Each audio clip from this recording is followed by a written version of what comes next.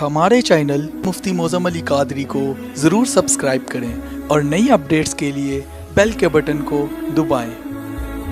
اللہ نے قرآن میں فرمایا ہے لیلۃ القدر خیر من الف شہر، فرمایا یہ جو لیلۃ القدر ہے یہ 1000 مہینوں سے بہتر ہے۔ 1000 مہینہ عبادت کرنا اس سے بہتر ہے کہ لیلۃ القدر کی رات عبادت میں بسر کر لی جائے۔ اب پہلی بات تو یہ ہے کہ لیلۃ القدر کی اتنی شان ہے اور الحمدللہ اس پر کسی کو اختلاف بھی نہیں ہے، تمام مسلمان متفق ہے کہ لیلۃ القدر 1000 مہینوں سے افضل ہے۔ وہ اہل حدیث ہو، دیوبند ہو، شیعہ ہو یا سنی ہو، سب کہتے ہیں کہ لیلۃ القدر 1000 مہینوں سے بہتر ہے، یہ بڑی شان والی رات ہے۔ تو ایک بات میں عرض کرتا ہوں، اگر ان سے پوچھا جائے کہ اس رات کی اتنی شان کیوں ہے تو کہتے ہیں وجہ یہ ہے کہ اس رات میں قرآن آیا ہے، اس لیے اس رات کی اتنی شان ہے۔ تو آپ اندازہ کریں وہ محبوب جس کی نعتیں یہ سارا قرآن پڑھتا ہے، جس رات وہ محبوب آیا ہے، پھر اس رات کا مقام اللہ کے ہاں کتنا بلند ہوگا۔ لیلۃ القدر کبھی بھی لیلۃ المیلاد کا مقابلہ نہیں کر سکتی، یہ بات ذہن میں رکھنا کہ لیلۃ القدر ہمیں ملی ہے تو حضور کی وجہ سے ملی ہے، کیونکہ جو بھی ہوا ہے حضور کی وجہ سے ہوا ہے۔ اعلیٰ حضرت نے کہا تھا زمین و زمان تمہارے لیے، چنین و چنا تمہارے لیے، مکین و مکان تمہارے لیے، بنے دو جہاں تمہارے لیے، ہم آئے یہاں تمہارے لیے، اٹھے بھی وہاں تمہارے لیے، دہن میں زبان تمہارے لیے، جسم میں ہے جان تمہارے لیے۔ اور ڈاکٹر علامہ محمد اقبال نے کہا تھا کہ ہو نہ یہ پھول تو بلبل کا ترنم بھی نہ ہو، چمنے دہر میں کلیوں کا تبسم بھی نہ ہو، فرمایا یہ نہ ساقی ہو تو پھر میں بھی نہ ہو، خم بھی نہ ہو، بزم توحید میں دنیا میں نہ ہو، تم بھی نہ ہو۔ اور محمد علی ظہوری قصوری نے کہا تھا نہ عرشی نہ فرشی نہ خاکی نہ نوری، زمانے تے کچھ بھی نہ ہندا ظہوری، کسے شاید ابھی یہ تھے سایہ نہ ہندا، جے رب نے محمد بنایا نہ ہندا۔ یہ کل کائنات، یہ لیلۃ القدر، یہ ماہ سیام، یہ عید، یہ سب حضور کا صدقہ ہے۔ اور آئیے توجہ فرمانا، یہ لیلۃ القدر ملی کیوں؟ وجہ کیا بنی کہ اللہ نے اسے لیلۃ القدر قرار دیا؟ یہ پہلے دن سے لیلۃ القدر نہ تھی، اور دور نبوت کے پہلے سالوں میں بھی اسے لیلۃ القدر نہیں کہا جاتا تھا، نہ کوئی لیلۃ القدر کا وجود تھا۔ یہ یکدم ایک نیا سلیبس دین میں کہاں سے آیا؟ وجہ کیا بنی؟ آقا علیہ الصلوۃ والسلام صحابہ میں بیٹھے ہوئے تھے، صحابہ کو حضور ایک واقعہ سنا رہے تھے۔ حضور فرماتے ہیں کہ بنی اسرائیل کا ایک شخص تھا جس کا نام تھا شمعون۔ وہ شمعون نامی شخص نے 1000 سال جہاد کیا۔ 1000 سال میں ایک وقت بھی نہیں آیا کہ اس کا پسینہ کبھی خشک ہوا ہو۔ اس نے 1000 سال راہ جہاد میں گزارا۔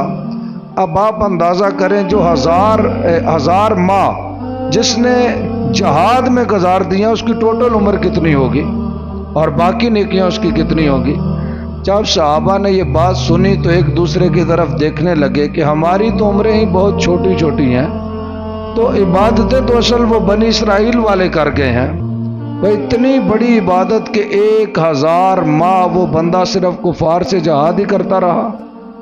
جب یہ بات صحابہ کے چہروں کو پریشان کیا تو آقا علیہ الصلوۃ والسلام نے بھی اپنی آنکھیں اٹھا کر آسمان کی طرف دیکھا کہ یا اللہ، یہ جو میری امت ہے اس کے تو عمریں ہی بڑی چھوٹی ہیں، یہ امت جب میدان معاشر میں آئیں گی تو ان کے پاس تو تھوڑی تھوڑی نیکیاں ہوں گی، ثواب ہوں گے۔ وہ لوگ جو 1000 ماہ جہاد کرتے رہے ان کے مقابلے میں میری امت کے لوگوں کی کچھ نیکیاں نہ ہوں گی۔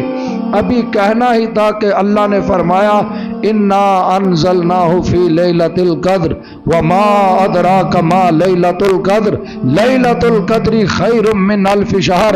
اللہ نے قرآن میں فرمایا بے شک اس قرآن کو ہم نے لیلۃ القدر میں نازل کیا، فرمایا اور تم کیا جانو کہ لیلۃ القدر کیا ہے؟ ساتھ ہی فرمایا یہ لیلۃ القدر عبادت میں 1000 مہینوں سے بھی زیادہ اہمیت رکھتی ہے۔ بھائی خیر بہتر ہے، زیادہ اہمیت رکھتی ہے۔ اس کا سادہ سا مطلب یہ ہے کہ جو شخص لیلۃ القدر قیام میں گزارے اسے اس بندے کی نیکیوں سے زیادہ نیکیاں عطا کر دی جائیں گی۔ اور یہ سب جو ہوا ہے نا، یہ ہوا حضور کی وجہ سے ہے، محسن کو نہیں بھولنا چاہیے، ہوا سب حضور کی وجہ سے ہے۔ آپ دیکھیے لیلۃ القدر میں جو عبادات کی جاتی ہیں ان میں سے بہترین عبادات وہ ہیں جو کھڑے ہو کر کی جائیں، کیونکہ ہر جگہ قام لیلۃ القدر کا لفظ ہے۔ تو کسی نے تو کہا ہے قامہ سے مراد جاگنا ہے کہ جس نے لیلۃ القدر جاگ کے گزاری، مگر میں ایک حدیث پڑھ رہا تھا جب آقا علیہ الصلوۃ والسلام نے فرمایا من قام لیلۃ القدر، تو سیدہ فاطمہ پاک نے عرض کیا اللہ کے رسول اے بابا جان، آپ کہہ رہے ہیں کہ جس نے لیلۃ القدر قیام میں بسر کی، کھڑے ہو کر بسر کی، اس کی بڑی شان ہے، تو اگر کوئی بندہ بیمار ہو وہ نہ کھڑا رہ سکے، زیادہ تکیے کے ساتھ ٹیک لگا کر عبادت میں رات بسر کر دے، تو حضور نے فرمایا اس کی عبادت بھی ٹھیک ہے، لیکن بہترین عبادت ان کی ہے جو لیلۃ القدر میں کھڑے ہو کر عبادت کرتے ہیں۔ اور کھڑے ہو کر عبادت کرنے سے کیا مراد ہے؟ نوافل ادا کرنا۔ تو آخری بات درس تو یہاں پہ ختم ہوا، ایک اور بات آپ کے ساتھ کرنی تھی کہ آج لیلۃ القدر ہے، آنے والی رات تقریباً غالباً اس کی چند ایک نشانیاں ہیں جو ہر سال 27ویں شب میں ہی پائی جاتی ہیں، مگر کنفرم تو نہیں ہے نا کہ لیلۃ القدر کون سی رات ہے۔ حضور نے فرمایا اسے آخری عشرے کی طاق راتوں میں تلاش کرو، لیکن حضور نے ساتھ ہی کچھ نشانیاں بتائیں، تو جو نشانیاں حضور نے بتائیں ہیں وہ میں رات عرض کر دوں گا، وہ ساری کی ساری 27ویں رات میں ہی موجود ہوتی ہیں، اس لیے غالب گمان ہے کہ یہی رات لیلۃ القدر ہے۔